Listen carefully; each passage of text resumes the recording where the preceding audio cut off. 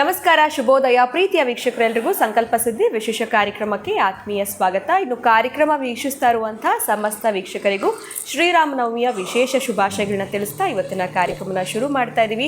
ಇನ್ನು ಶ್ರೀರಾಮನವಮಿಯ ಪ್ರಯುಕ್ತ ವಿಶೇಷವಾಗಿರುವಂತಹ ಮಾಹಿತಿಗಳು ಯಾವೆಲ್ಲ ಒಂದು ವಿಚಾರಗಳ ಬಗ್ಗೆ ನಮಗೆ ರಾಮನ ಬಗ್ಗೆ ಗುರುಗಳು ಮಾಹಿತಿನ ತಿಳಿಸ್ಬೋದು. ನೀವು ಕೂಡ ಕುತೂಹಲದಿಂದ ಕಾಯ್ತಾ ಇರ್ತೀರಾ. ಅಷ್ಟೇ ಕುತೂಹಲದಲ್ಲಿ ನಾನು ಕೂಡ ವೆಯ್ಟ್ ಮಾಡ್ತಾ ಇದ್ದೀನಿ. ಬನ್ನಿ, ಹಾಗಿದ್ರೆ ತಡ ಮಾಡೋದು ಬೇಡ. ಕಾರ್ಯಕ್ರಮದಲ್ಲಿ ನಮ್ಮ ಜೊತೆಲಿದ್ದಾರೆ ಸ್ಪಿರಿಚುವಲ್ ಗುರು ಡಾಕ್ಟರ್ ವಿಷ್ಣುದತ್ತ ಗುರುಜಿಯವರು. ಗುರುಗಳನ್ನ ಕಾರ್ಯಕ್ರಮಕ್ಕೆ ನಾವು ಮಾಡ್ಕೊಳ್ಳೋಣ. ನಮಸ್ತೆ ಗುರುಗಳೇ, ಶುಭೋದಯ. ಕಾರ್ಯಕ್ರಮಕ್ಕೆ ಆತ್ಮೀಯ ಸ್ವಾಗತ. ಇನ್ನು ಶ್ರೀರಾಮನವಮಿಯ ಶುಭಾಶಯಗಳು ತಮಗೆ.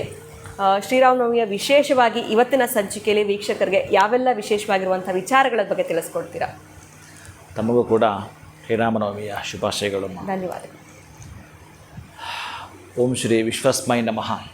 ಪ್ರೀತಿಯ ಬಂಧುಗಳೇ, ನಿಮಗೆಲ್ಲರಿಗೂ ಕೂಡ ಆಯುರಾರೋಗ್ಯವನ್ನು, ಐಶ್ವರ್ಯವನ್ನು, ಸುಖ ಸಂಪತ್ತನ್ನು ವಿರಾಜಮಾನವಾಗಿ ಶೋಭಾಯಮಾನವಾಗಿ ಯಾವ ಜೀವಂಚ ಕಾಲವೂ ಕೂಡ ಆ ಶ್ರೀರಾಮಚಂದ್ರ ಕರುಣಿಸ್ತಿರಲಿ. ಶ್ರೀರಾಮಚಂದ್ರ ಕೃಪಾ ಕಟಾಕ್ಷ ಸಿದ್ಧಿರಸ್ತು. ಪ್ರೀತಿಯ ಬಂಧುಗಳೇ, ನಮ್ಮ ಜೀವನಕ್ಕೆ ಏನಾದರೂ ಒಂದು ಆಸರೆ ಬೇಕಲ್ಲ. ಆಸರೆ ಅಂತಂದರೆ ಮೂಲಭೂತ ಸೌಕರ್ಯಗಳು ನಮಗೆ ಗೊತ್ತಿರತಕ್ಕಂಥದ್ದು, ತಂದೆ ತಾಯಿ, ಆಸ್ತಿ ಪಾಸ್ತಿ ಇವೆಲ್ಲವೂ ಕೂಡ ನಮಗೆ ಆಸರೆಯಾಗಿ ಹೇಗಿರುತ್ತಾವೋ, ಏನೂ ಇಲ್ಲ ಅಂಥವರು ಯಾರಿರ್ತಾರೋ ಇರೋರೂ ಕೂಡ ಇಂತಹ ರಾಮನ ಪಾದವನ್ನು ಹಿಡಿದುಕೊಂಡ್ರೆ ಅದ್ಭುತವಾದದ್ದು. ಯಮ ಕೂಡ ಭಯಪಡ್ತಾನೆ. ಅದು ನೆಕ್ಸ್ಟ್ ನಿಮಗೆ ತಿಳಿಸ್ತಾ ಬರ್ತೇನೆ. ಆದರೆ ಇವತ್ತು ಶ್ರೀರಾಮನವಮಿ ಆದ್ದರಿಂದ ಪ್ರೀತಿಯ ಬಂಧುಗಳೆಲ್ಲರಿಗೂ ಕೂಡ ಸ್ವಸ್ತಿಶ್ರೀ ಮಂಗಳಕರ ಕ್ರೋಧಿನಾಮ ಸಂವತ್ಸರ. ನಿಮ್ಮಲ್ಲಿರ್ತಕ್ಕಂಥ ಕ್ರೋಧವನ್ನು ದೂರ ಮಾಡ್ತಾ ವಿಶೇಷವಾಗಿ ನಿಮಗೆ ಆ ಒಂದು ನೀವು ಹೋಗ್ತಾ ಇರ್ತಕ್ಕಂಥ ಹಾದಿಯಲ್ಲಿ ಸಾಧನೆ ಮಾಡ್ತಕ್ಕಂತಹ ಅವಕಾಶವನ್ನು ಶ್ರೀರಾಮಚಂದ್ರ ಕಲ್ಪಿಸಿಕೊಡಲಿ ಅಂತ ಹೇಳುತ್ತಾ, ಉತ್ತರಾಯಣ, ವಸಂತ ಋತು, ಚೈತ್ರ ಮಾಸ, ಶುಕ್ಲ ಪಕ್ಷ ನವಮಿ ಏನಿದೆಯೋ, ಈ ಒಂದು ಚೈತ್ರ ಮಾಸ ಅಂದ ಕೂಡಲೇ ಎಲ್ಲೆಂದರಲ್ಲಿ ಹೊಸ ಚಿಗುರು ಬಂದಿರತಕ್ಕಂತಹದ್ದು. ನಿಮ್ಮ ಬದುಕು ಕೂಡ ನಿಮ್ಮ ಒಂದು ಸಕ್ಸಸ್ಸು, ನಿಮ್ಮ ಒಂದು ವಿಜಯ, ನಿಮ್ಮ ಒಂದು ಕೆಲಸ, ನಿಮ್ಮ ಒಂದು ಕೆರಿಯರ್ನಲ್ಲಿ ಆ ಒಂದು ಅಂಕುರ, ಆ ಒಂದು ಚಿಗುರು ಕಾಣಿಸ್ತಾ ಬರಲಿ, ಶ್ರೀರಾಮನ ಕೃಪೆ ಇರಲಿ ಅನ್ನೋದಾದರೆ ಈ ಮಂತ್ರವನ್ನು ದೇದೀಪ್ಯಮಾನವಾಗಿ ಯಾರೆಲ್ಲ ಕೂಡ ಪಠಿಸ್ತಾ ಬರ್ತಾರೋ, ಶ್ರೀರಾಮ ಜಯ ರಾಮ ಜಯ ಜಯ ರಾಮ ಸ್ವಾಹ, ಶ್ರೀರಾಮ ಜಯ ರಾಮ ಜಯ ಜಯ ರಾಮ ಸ್ವಾಹ, ಶ್ರೀರಾಮ ಜಯ ರಾಮ ಜಯ ಜಯ ರಾಮ ಸ್ವಾಹ, ಶ್ರೀರಾಮ ಜಯ ರಾಮ ಜಯ ಜಯ ರಾಮ ಸ್ವಾಹ. ಈ ಮಂತ್ರವನ್ನು ಪೂರ್ಣವಾಗಿ ನಿಮ್ಮ ರೋಮದಲ್ಲೂ ಕೂಡ ರಾಮ ನಾಮ ಕೇಳುತ್ತಾ ಇರಬೇಕು, ಹನುಮನ ಹಾಗೆ. ಆಗಿಟ್ಟು ಆಪತ್ತುಗಳು ಬರಲು ಸಾಧ್ಯವಿಲ್ಲ, ವಿಪತ್ತು ಮೊದಲೇ ಸುಳಿಯಲು ಸಾಧ್ಯವಿಲ್ಲ, ಸಂಪತ್ತು ನಿಮ್ಮ ಮನೆಗೆ ಬರುತ್ತೆ. ಕಟ್ಟಿಟ್ಟ ಬುತ್ತಿ ಬರೆದಿಟ್ಕೊಳ್ಳಿ. ನಾನು ಮೊದಲೇ ಶ್ರೀರಾಮ ಎನ್ನುವ ಮೂರಕ್ಷರದಿಂದ ಹಿಡಿದು ವಿಶೇಷವಾಗಿ ಆ ಒಂದು ಜನಕ ಮಹಾರಾಜನ ಮಗಳಾಗಿರತಕ್ಕಂಥ ಜಾನಕಿಯಿಂದ ಹಿಡಿದು ಅಯೋಧ್ಯೆಯಿಂದ ಹಿಡಿದು ಪೂರ್ಣವಾಗಿ, ಮತ್ತು ನಾನು ಹೇಳೋದು ಬೇಡ ಅಂತೇಳಿ ಸುವರ್ಣ ಎಂಟರ್ಟೈನ್ಮೆಂಟ್ ಚಾನಲಲ್ಲಿ ಇದ್ದಾಗ 1 ವರ್ಷದ ಕಾಲ ಆ ಒಂದು ಚಾನಲ್ ನಾನು ಏನು ಇದ್ನೋ ಅಲ್ಲಿ ನಾನು ಹೇಳಿದ್ದು ಬಹಳ ಸೊಗಸಾಗಿ ಮೂಡಿಬಂದದ್ದು. ನನಗೆ ಒಂದೊಂದು ರೀತಿಯಲ್ಲಿ ಆ ರೀತಿಯ ಒಂದು ಸ್ಪಾಂಟೇನಿಯಸ್ ಡೆಲಿವರಿ ಡೈಲಾಗ್ ಹೇಗೆ ಅಂತಂದರೆ ಗೊತ್ತಿಲ್ಲ. ಅವನ ಕೃಪೆ ಅದು ದೇವಸ್ಥಾನದ ಮುಂದುಗಡೆ, ಅದು ರಾಮನ ಗರ್ಭಗುಡಿ ಮುಂದೆ ಕುಳಿತುಕೊಂಡಾಗ ಆಕೆ ಕೇಳ್ತಾಳೆ, ರಾಮನಿಗೆ ರಾಮನಾಮ ಅಂತ ಹೇಗೆ ಹೆಸರು ಬಂತು ಹೇಗೆ ಅಂತ. ಆವಾಗ ಬಂದದ್ದು. ಒಮ್ಮೆ ನೀವು ಅದನ್ನು ಕೇಳಿ ಧನ್ಯರಾಗಿ, ಪುನೀತರಾಗಿ, ನಿಮ್ಮ ಜನ್ಮ ಪುನೀತವಾಗಲು ಇವತ್ತು ರಾಮನ ಬಗ್ಗೆ ತಿಳಿದುಕೊಳ್ಳೋಣ. ಶ್ರೀರಾಮಚಂದ್ರನಿಗೆ ಶ್ರೀರಾಮ ಅಂತಲೇ ಯಾಕೆ ಹೆಸರಿಟ್ಟಿದ್ದು? ಬೇರೆ ಏನಾದರೂ ಹೆಸರಿಡ್ಬೋದಿತ್ತಲ್ಲ ಅನ್ನೋ ಪ್ರಶ್ನೆ ಕೂಡ ಕಾಡುತ್ತೆ. ಯಾಕೆ ಶ್ರೀರಾಮ ಅಂತಲೇ ಇಟ್ಟಿದ್ದು ತಿಳಿಸ್ಕೊಡಿ ಗುರುಜಿ. ನೋಡಿ, ಶ್ರೀರಾಮ ಇದು ನಾಮಕರಣ ಮಾಡಿಕೊಂಡಿದ್ದು ರಾಮ ಅಲ್ಲ. ನಮ್ಮ ಮಕ್ಕಳಿಗೂ ಅಷ್ಟೇ ತಂದೆ ತಾಯಿಗಳೇ ನಮಗೆಲ್ಲ ಹೆಸರಿರ್ತಕ್ಕಂತಹದ್ದು ಕೂಡ ನಾವು ಇಟ್ಕೊಳ್ಳೋಕ್ಕೂ ಹಾಗೆಲ್ಲ. ಆ ರೀತಿ ಆ ನಂತರ ಬೇಕಾದ ಬದಲಾವಣೆ ಮಾಡ್ಕೋಬೋದು ಬಹುಶಃ. ಆದರೆ ಶ್ರೀರಾಮ ಅಂತ ಇಟ್ಟಿದ್ದು ಆತನ ಗುರುಗಳು ವಸಿಷ್ಠರು ಹುಟ್ಟಿರ್ತಕ್ಕಂತಹದ್ದು ಏನು ಮಾಸ ಇದೆಯೋ, ಏನು ತಿಥಿ ಇದೆಯೋ, ಏನು ನಕ್ಷತ್ರ ಇದೆಯೋ, ಏನು ರಾಶಿ ಇದೆಯೋ, ಒಟ್ಟಾರೆ ಆ ಲಗ್ನ ಕುಂಡಲಿ ಪೂರ್ತಿಯಾಗಿ ವೀಕ್ಷಣೆ ಮಾಡಿದ ನಂತರ ಓಹೋ ಎಂಥ ಆದರ್ಶ ಪುರುಷ ಈತ, ಎಂತಹ ಮಹಾನುಭಾವ ಅಂತ ಹೇಳಿ ಆತನಿಗೆ ತುಂಬ ಚೆನ್ನಾಗಿರ್ತಕ್ಕಂತಹ ಒಂದು ಹೆಸರನ್ನು ಇಡಲೇಬೇಕು ಅಂತಂದಾಗ ಅವರು ಯೋಚನೆ ಮಾಡಿದಾಗ ಅವರ ಯೋಚನೆಗೆ ಗೋಚರ ಆಗಿದ್ದು ವಸಿಷ್ಠರಿಗೆ, ಅದರಲ್ಲೂ ಕೂಡ ಆ ಒಂದು ಶ್ರೀರಾಮಚಂದ್ರನಿಗೆ ಗುರುಗಳವರು. ಅಂತಹ ವಸಿಷ್ಠ ಮಹರ್ಷಿಗಳು ಮಾಡ್ತಕ್ಕಂತಹದ್ದು ಓಂ ನಮೋ ನಾರಾಯಣಾಯ ಎಂಬತಕ್ಕಂಥ ಅಷ್ಟಾಕ್ಷರ ಮಂತ್ರದಲ್ಲಿ ವಿಶೇಷವಾಗಿರತಕ್ಕಂತಹ ರ ಅನ್ನುವ ಅಕ್ಷರವನ್ನು ತಗೊಳ್ಳುತ್ತಾರೆ.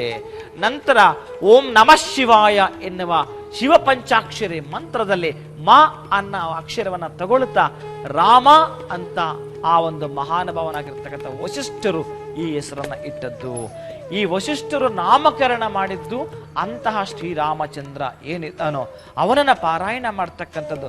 ಅದಕ್ಕೆ ನಾವೆಲ್ಲ ಹೇಳ್ಕೊಂಡು ಹೋಗ್ತಕ್ಕಂತಹದ್ದು, ಉತ್ತರಾಯಣವಾಗಲಿ ದಕ್ಷಿಣಾಯಣವಾಗಲಿ ರಾಮಾಯಣದಲ್ಲಿ ಬರುವ ಶ್ರೀರಾಮಚಂದ್ರನ ನಾರಾಯಣನ ಪಾರಾಯಣ ಮಾಡಿ ಅಂತ.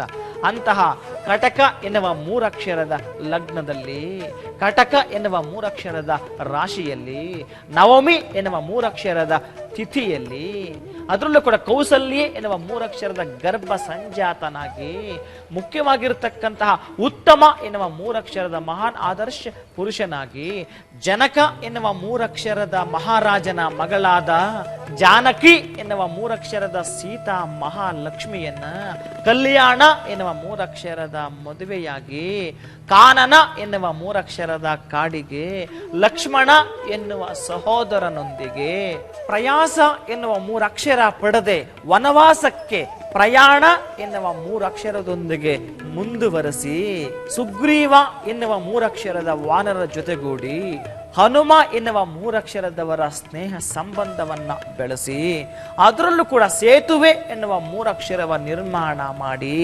ರಾವಣ ಎನ್ನುವ ಮೂರಕ್ಷರದ ರಕ್ಕಸನ ಸಂಹಾರ ಎನ್ನುವ ಮೂರಕ್ಷರವ ಮಾಡಿ, ಕೋಸಲ ಎನ್ನುವ ಮೂರಕ್ಷರ ರಾಜ್ಯದ ರಾಜಧಾನಿಯಾದ ಅಯೋಧ್ಯೆ ಎನ್ನುವ ಮೂರಕ್ಷರದ ನಗರಕ್ಕೆ ಶ್ರೀರಾಮ ಆಗಮಿಸಿ, ಕೌಸಲ್ಯ ಎನ್ನುವ ಮೂರಕ್ಷರದ ಜನ್ಮ ಕೊಟ್ಟ ತಾಯಿ, ಕೈಕೇಯಿ ಎನ್ನುವ ಮತ್ತೂರ್ವ ಮಲತಾಯಿ, ಸೌಮಿತ್ರೆ ಎನ್ನುವ ಮೂರಕ್ಷರದ ಇನ್ನೊಬ್ಬ ತಾಯಿ, ಒಟ್ಟಾರೆ ಎಲ್ಲ ತಾಯಂದರು ಇರತಕ್ಕಂತಹ ಈ ಒಂದು ಸಂದರ್ಭದಲ್ಲಿ ಭರತ ಎನ್ನುವ ಮೂರಕ್ಷರದ ಸಹೋದರ, ಶತ್ರುಘ್ನ ಎನ್ನುವ ಮೂರಕ್ಷರದ ಸಹೋದರ, ಇವರ ಮಧ್ಯೆ ಪಟ್ಟಾಭಿ ಎನ್ನುವ ಮೂರಕ್ಷರದ ಅಭಿಷೇಕ ಯುಕ್ತನಾಗಿ ಆ ಒಂದು ನಗರವನ್ನ ವಿಶೇಷ ರಾಮ ರಾಜ್ಯವನ್ನ ಮಾಡಿರ್ತಕ್ಕಂತಹ ದಿನವೂ ಹೌದು.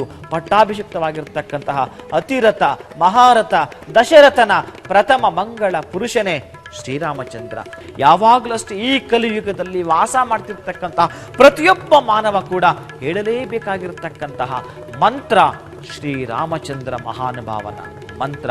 ಯಾರು ಈ ಭೂಮಿ ಮೇಲೆ ಪಾದವನ್ನ ಇಟ್ಟಿರ್ತಾರೋ ಅಂತಹ ಪ್ರತಿಯೊಬ್ಬ ವ್ಯಕ್ತಿ ಕೂಡ ಹೇಳಿ ಅವನ ಪಾಪವನ್ನ ಸಂಪೂರ್ಣವಾಗಿ ನಾಶ ಮಾಡಿಕೊಳ್ತಾ ಅಷ್ಟ ಐಶ್ವರ್ಯಗಳು ಅಭಿವೃದ್ಧಿಯನ್ನ ಪಡಿಸ್ಕೊಳ್ಬೇಕು ಅಂತಂದ್ರೆ ಅಂತಹ ಶ್ರೀರಾಮಚಂದ್ರ ಮಂತ್ರವನ್ನ ಪ್ರತಿನಿತ್ಯ ಪಠಣೆ ಪಾರಾಯಣ ಮಾಡಿ, ಆಗ ನಿಮ್ಮ ಜೀವನ ಹಸನು ನೋಡಿ.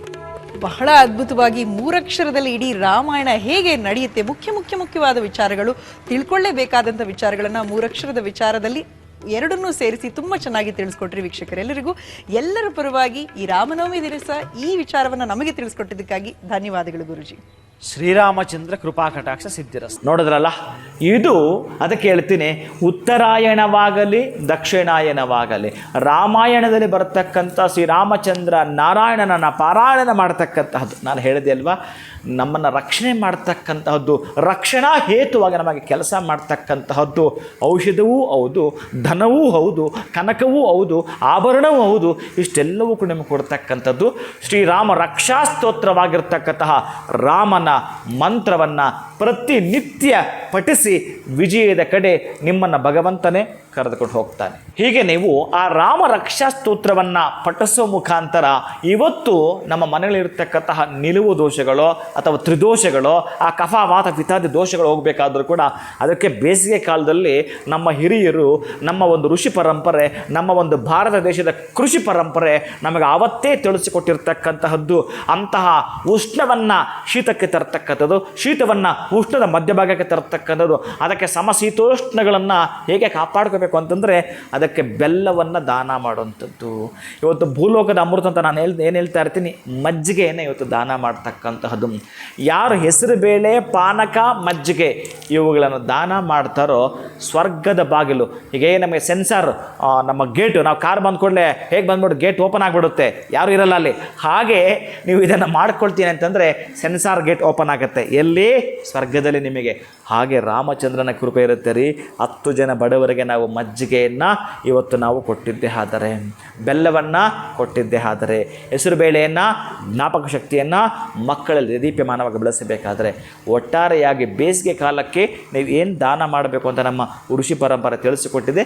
ಅಂತಹದ್ದನ್ನು ದಾನ ಮಾಡಿಕೊಳ್ತೀರಿ, 10 ಜನರ ಹಸಿವನ್ನು ಇವತ್ತು ನೀಗಿಸ್ತೀರಿ. ಅಂತಹ ಹೆಚ್ಚಿನ ಫಲವನ್ನು ರಾಮ ರಕ್ಷಾ ಮಂತ್ರದೊಂದಿಗೆ ಈ ರೀತಿ ದಾನ ಮಾಡೋದೊಂದಿಗೆ ತಾವು ಪಡೆದುಕೊಳ್ತೀರಿ. ಖಂಡಿತ ಗುರುಗಳೇ, ನೋಡಿದಂಥ ವಿಡಿಯೋನಲ್ಲಿ ಕೂಡ ಒಂದು ರಾಮನ ಮಂತ್ರವನ್ನು ನೀವು ಸರಾಗವಾಗಿ ತಿಳಿಸಿದ್ದೀರಾ. ಅದರ ಜೊತೆಯಲ್ಲಿ ಬೆಲ್ಲ ದಾನ ಮಾಡಬೇಕು, ಇನ್ನು ರಾಮನಿಗೆ ಪ್ರಿಯವಾಗಿರುವಂಥ ಮಜ್ಜಿಗೆ ಆಗಿರಬಹುದು, ಕೋಸಂಬರಿ, ಪಾನಕ, ಇದನ್ನು ಕೂಡ ನಾವು ಅತಿ ಹೆಚ್ಚಾಗಿ ನೀಡೋದ್ರಿಂದ ಆಗುವಂಥ ಲಾಭಗಳ ಬಗ್ಗೆ ಇವತ್ತಿನ ವಿಡಿಯೋನಲ್ಲಿ ತಿಳಿಸ್ಕೊಟ್ಟಿದ್ದೀರಾ. ತುಂಬ ಹೃದಯದ ಧನ್ಯವಾದಗಳು ತಮಗೆ. ನಮಸ್ಕಾರ. ಹರೇ ಶ್ರೀನಿವಾಸ. ಇನ್ನು ಶ್ರೀರಾಮನವಮಿಯ ಆಚರಣೆ ಹೇಗಿರಬೇಕಾಗತ್ತೆ, ಇನ್ನು ರಾಮನ ಜಪ ಮಾಡುವಂಥದ್ದು ಎಷ್ಟು ಸೂಕ್ತ, ಇನ್ನು ಮಜ್ಜಿಗೆ ಹಾಗೆ ಬೆಲ್ಲವನ್ನು ದಾನ ಮಾಡುವಂಥದ್ದನ್ನ ಖಂಡಿತವಾಗ್ಲೂ ಇವತ್ತು ಮರಿಬೇಡಿ ಅಂತ ಹೇಳ್ತಾ ಇವತ್ತಿನ ಸಂಚಿಕೆಯನ್ನು ಮುಗಿಸುವಂಥ ಸಮಯ ಆಗಿದೆ. ನಮಸ್ಕಾರ.